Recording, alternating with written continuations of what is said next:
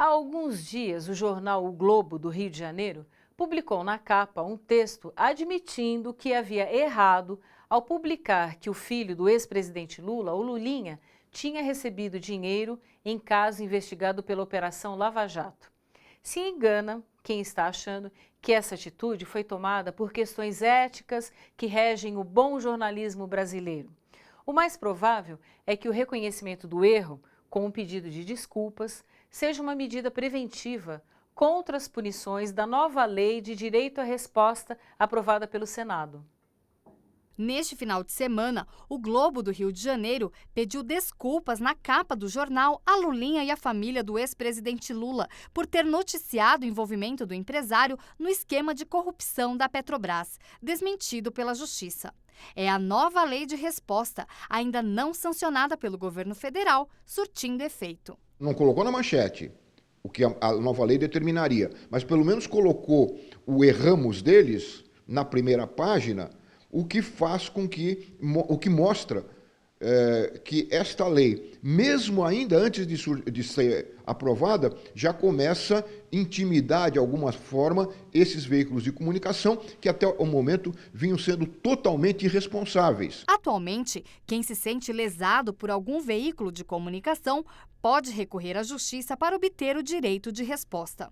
Mas, em geral, o processo demora muito para ser resolvido. Quando o recurso, quando a reparação viesse a ser feita, o fato já tinha ocorrido há tanto tempo que não surtia mais nenhum efeito concreto nenhum. Um exemplo típico dessa demora é o de Leonel Brizola. Em 1992, ele foi chamado de senil no Jornal Nacional. Brizola conseguiu o direito de resposta, mas só depois de mais de 2 anos. Em 1994, Cid Moreira teve que ler por 3 minutos uma carta de resposta do então governador do Rio de Janeiro. Ora, tenho 70 anos, 16 a menos que meu difamador Roberto Marinho, que tem 86 anos. Se é este o conceito que tem sobre os homens de cabelos brancos, que os use para si.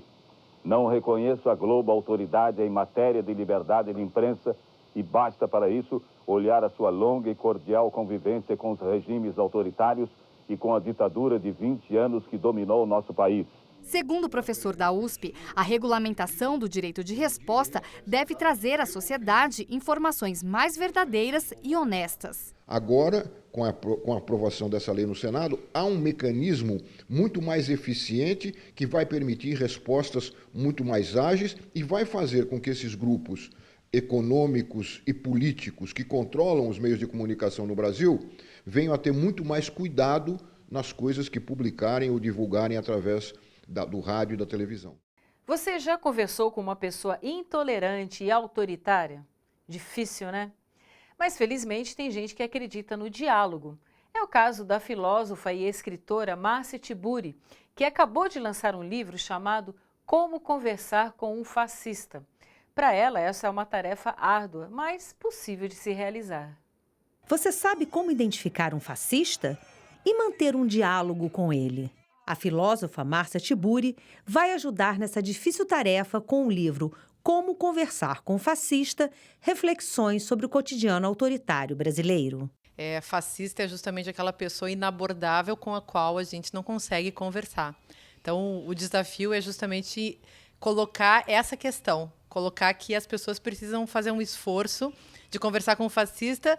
Se isso não for possível, pelo menos que elas mesmas, nesse esforço, não se transformem em um fascista. A intenção do livro é trabalhar com essa questão do ódio, tentar entender por que as pessoas sentem tanto ódio umas das outras, o que está faltando, o que está sobrando. Márcia acredita que com todas essas ações que temos visto, realmente estamos vivendo em tempos fascistas. Isso quase que se tornou uma evidência social.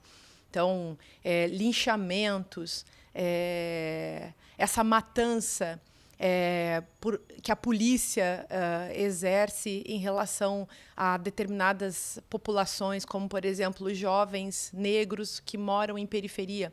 A violência contra as mulheres, contra homossexuais. todas essas manifestações de violência, tanto simbólica quanto violência concreta, física, tudo isso compõe esse espectro bastante apavorante dessa mentalidade autoritária que, então, dá base, né, a essa fascistização da sociedade. No livro, Márcia indica como uma das saídas desses tempos difíceis de convivência e muita intolerância, a insistência no diálogo. A minha proposta no livro foi que a gente não ceda do diálogo.